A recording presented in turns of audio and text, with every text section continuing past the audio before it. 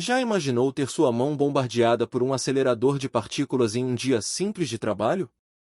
Aceleradores de partículas são equipamentos avançados que utilizam campos eletromagnéticos para impulsionar partículas carregadas a velocidades próximas à da luz. Eles representam o ápice da engenharia, sendo alguns dos maiores e mais complexos dispositivos já criados, com aplicações variadas que vão desde a exploração dos fundamentos do universo até o tratamento de câncer. Estas máquinas são incrivelmente eficazes no manejo, orientação e análise das menores partículas do cosmos. No entanto, devido à sua complexidade e potência, os aceleradores de partículas requerem cuidados e precauções intensos. Há riscos envolvidos, e acidentes já aconteceram. Em 1992, um desses incidentes, resultado de um erro humano combinado com a falta de recursos essenciais, levou a um questionamento alarmante. O que ocorreria se alguém acidentalmente colocasse a mão dentro de um acelerador de partículas? Essa é a história verídica do acidente com um acelerador em Hanoi, no Vietnã. Ocorrido na usina nuclear Ilha 3M. Antes de falar do caso, preciso explicar um pouco sobre os aceleradores de partículas. Utilizando campos eletromagnéticos pulsados e variáveis, é possível alterar trajetórias e acelerar partículas carregadas. Baseado nesse conceito, o primeiro acelerador de partículas circular, conhecido como ciclotron, foi desenvolvido. Ernest Lawrence, seu criador, referia-se carinhosamente a ele como um próton Mary-Go. Os aceleradores circulares de hoje são significativamente mais avançados que o ciclotron original de 1930, invenção que valeu a Lawrence um Nobel.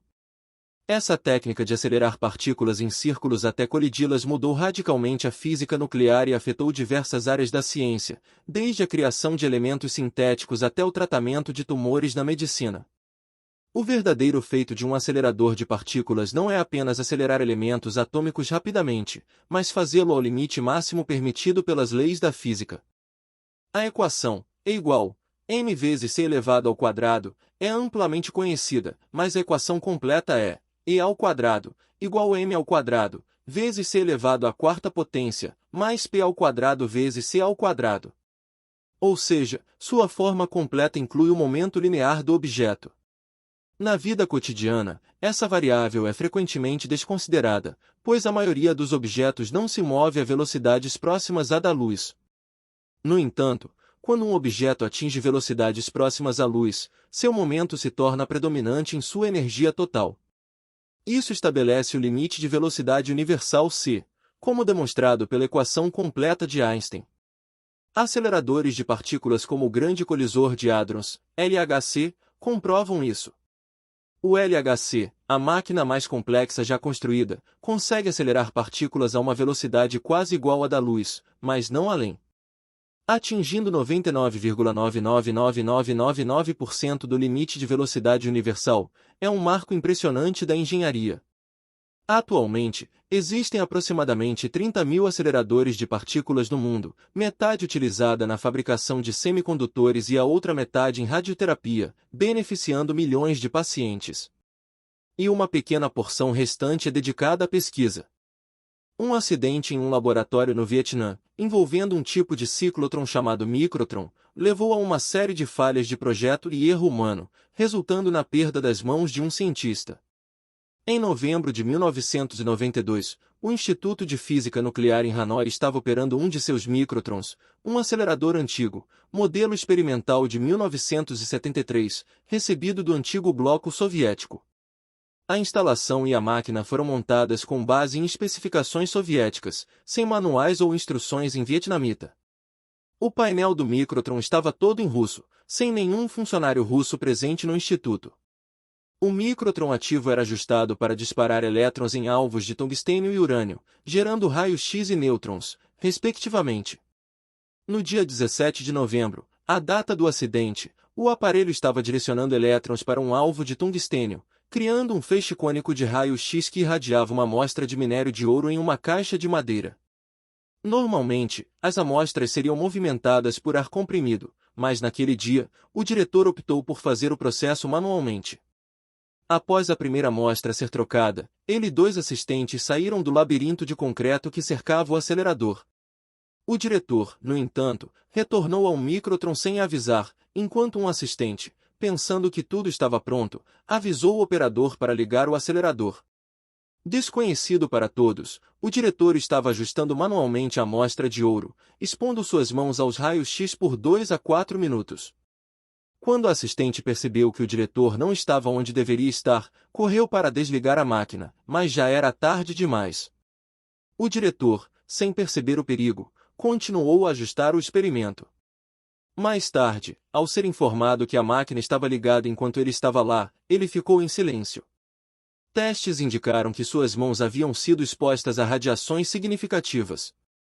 Nas horas e dias seguintes, apesar dos sintomas estranhos onde suas mãos estavam ficando cinzentas, não houve ações imediatas. O diretor continuou sua rotina diária até que, 24 dias após o incidente, procurou ajuda médica, com as mãos agora gravemente afetadas. O tratamento para a exposição à radiação se estenderia por mais de 600 dias.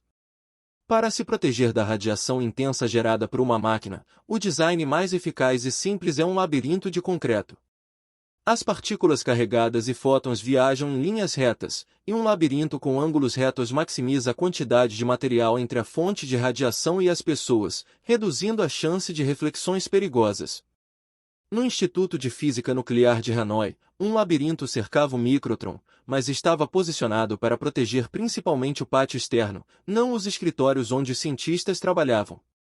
Os dutos e cabos de uma instalação devem ser orientados para minimizar a radiação que escapa, permitindo apenas radiação dispersa, não direta. Em Hanoi, na época do acidente, os dutos e portas não tinham as curvas e barreiras recomendadas, permitindo a fuga de radiação direta. A proteção primária em instalações radioativas vem do material ao redor do acelerador ou fonte, já que partículas e fótons eventualmente param após colisões suficientes dentro de um material denso. A espessura necessária de um material para reduzir a radiação à metade de sua intensidade inicial é conhecida como espessura de meia-vida.